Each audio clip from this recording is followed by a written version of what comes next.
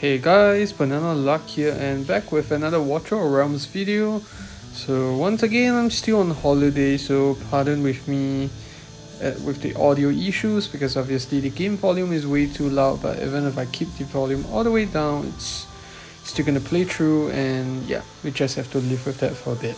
So we are not getting the game update still, which means that we're gonna get yet another old banner. So this weekend we're getting the Hex and Ferssi banner, followed by the Valderon and Emerald Claw banner, which obviously it feels like we had Valderon not too long ago.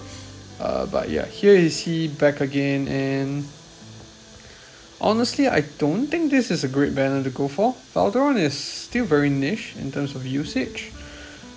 But I guess if you're far from PD, no harm just trying out your summons and see what you get there. However, on the other hand, Hex and Ferssi, this is probably a must-go banner for most.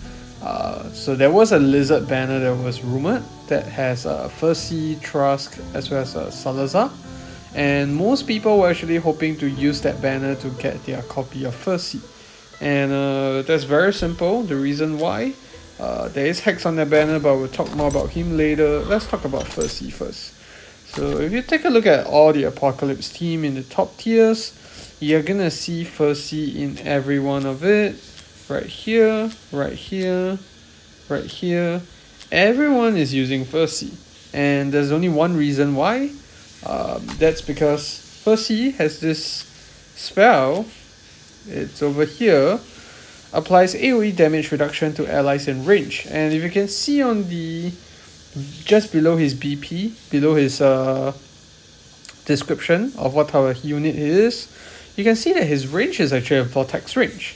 So he kind of just covers everyone if you use the meta placements with the right amount of platform / ground units. You're just gonna instantly get this flat out 30% damage reduction across the board. Not sure if it shows up here. Okay, it doesn't show up here properly. So let's go back to the hero itself.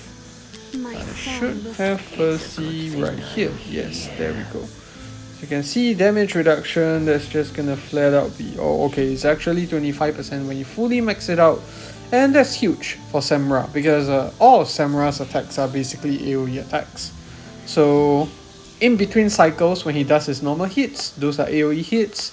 Same with the Saw, same with the Slam. I think when he does the Earth Shatter in the Aegis phase, I think the only one that doesn't have AoE reduction is his Poison. For that, you have Eloin to, deal with that very clearly. So yeah, that's the reason why Ferssi is such a must-have.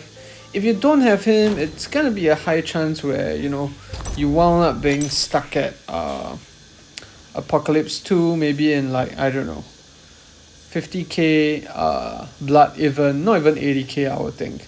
And you can see that when Ferssi is used here, what people try to use in Team 1 instead is like for me example, I use Gwendolyn. Other options for you might be Sadie, Aileen if you have her maxed out.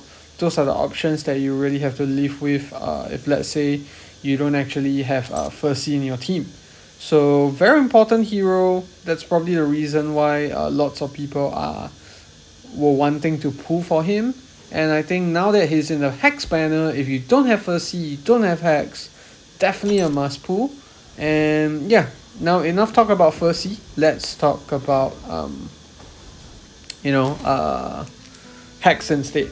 So Hex is an absolute top tier hero.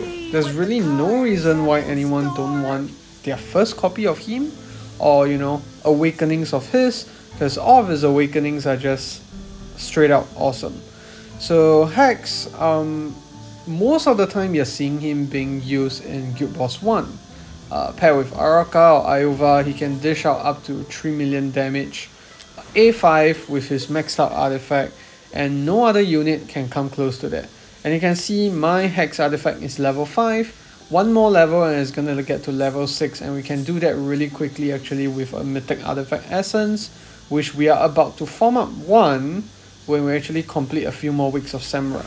And his awakenings are all great. A1 adds this extra card.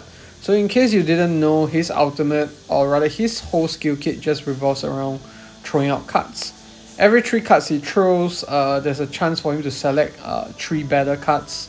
I think one does slow, one does like a boost. If we go to his ultimate here, you're gonna see. So, sorry. Over here is his talent actually. So the first one does slow, second one does a burst damage with burns, and then the last one just buffs himself. So it's a bit of RNG there, but his ultimate just does the Joker, which does 400% damage 3 times and inflicts burning for 5 seconds. So A1 is the first boost he gets.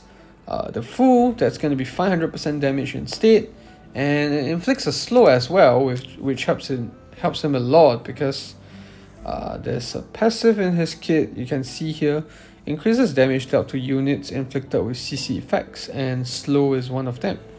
So that's one of the reasons that why you will love Hex on your team.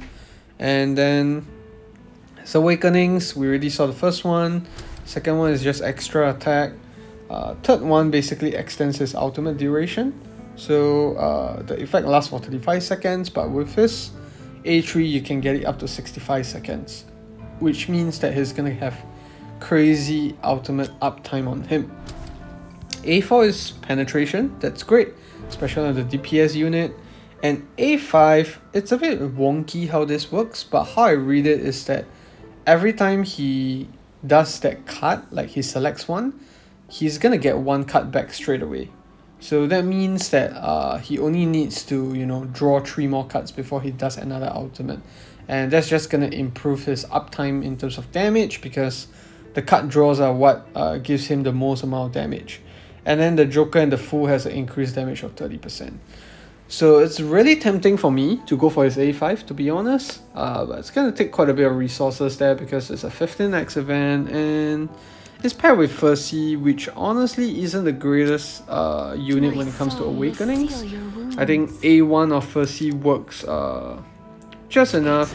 You don't really need to go beyond that. So yeah, I mean, we can see here, this one just restores damage restores HP whenever they receive AoE damage. So it's kind of neat, but not necessary. Flat attack.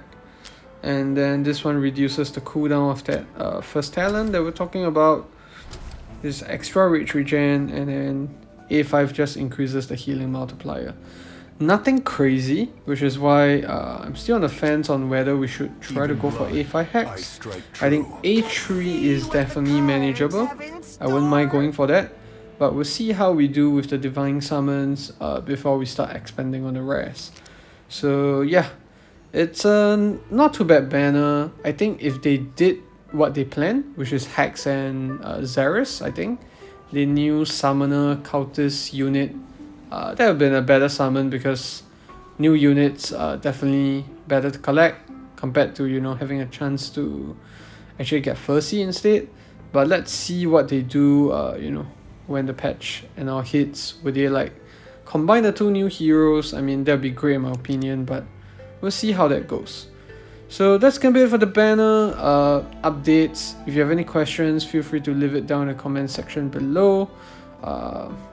Obviously a great unit, a great banner to go for if you're a new player. If you don't have Hex or Ferssi, you definitely want to get them. The other area that Ferssi is really great for is actually the